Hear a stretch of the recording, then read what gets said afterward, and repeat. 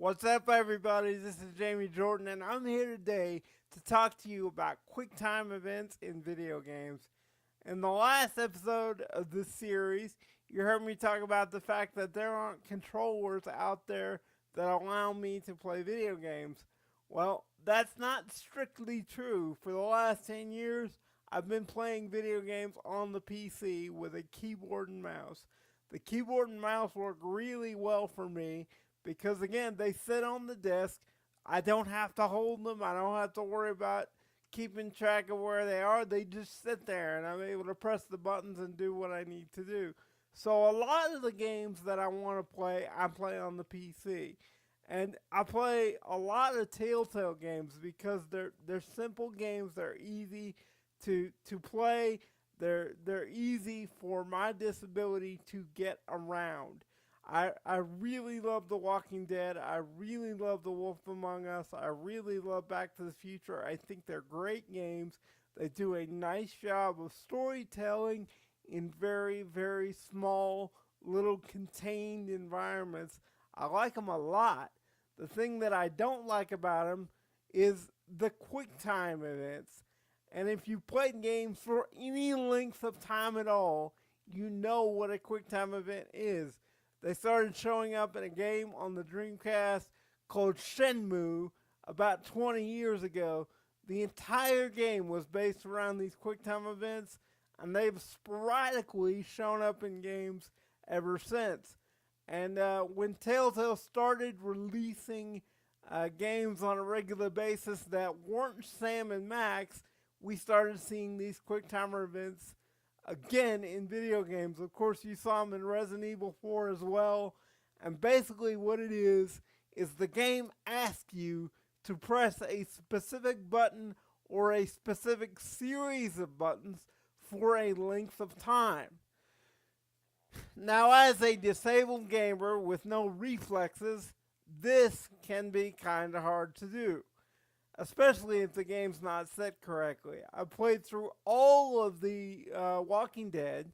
I haven't had a problem with this issue of the quick timer events being too hard. Where I ran into the problem recently was The Wolf Among Us. I love The Wolf Among Us. It's fantastic.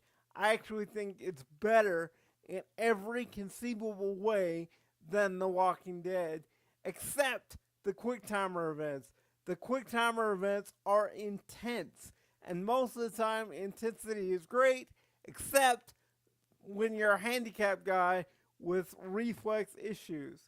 I physically cannot press the button fast enough in The Wolf Among Us to get through the quick timer events. I have an example right here that I pulled off of YouTube. I would like to thank Oh Man TFE for letting me use this video. Actually, I didn't ask, I just kind of took it, but I figured it was there, so I should use it, and I want to give the man credit. So if you get a chance to go by there and check out the channel, it's Oh Man TFE on YouTube. He actually captured this video, and I thank him very much for that. If you watch it, this is what happens when you fail the fight in the first episode against the woodsman. Now, there's one of these fights in every single episode of The Wolf Among Us. And in this video, he intentionally loses the fight to show you what happens. But when you're trying to press Q, like if I were pressing Q right now, it would just be those guys struggling. I am not physically fast enough to finish out the fight on my own. I literally had to ask a friend for help at the beginning or end of each episode, wherever the fight occurred. That's tough, and especially in games like this, where I would think as a programmer, they would be easily tweaked. I think there should just be a section in the options that says, hey, I'm disabled, can I push Q a little slower? As I said before, The Walking Dead has these same quick timer events, but I don't get stuck. They're easier in some way. And I think that just has to do with the fact that there are different teams working on each game. And I'm not a guy that says that games need to be easier. I actually think a lot of games are too easy in this day and age.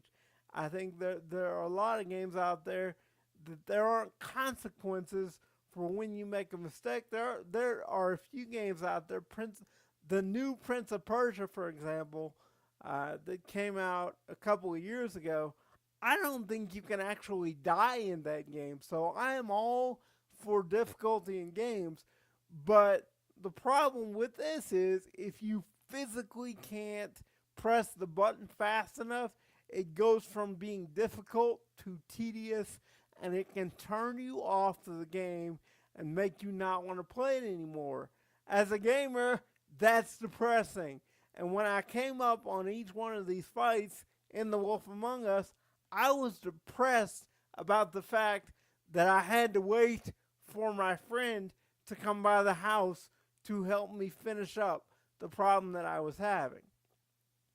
Now, in some games, there's nothing you can do about this, like an Assassin's Creed game, for example, where you're running a lot, very quickly changing directions, a lot of different button pushing. There's no real way around this. You just can't deal with it. I understand that, and I understand I'm not really going to be able to handle those games. But for games like this where it's an easy tweak, I really think it should be done. So I'm putting this video out for the folks at Telltale. Hey guys, if you're watching this, give me a little option in the game where I can turn down the intensity of the quick timer events. That's all I'm asking. I'm Jaime Jordan, and I'm out.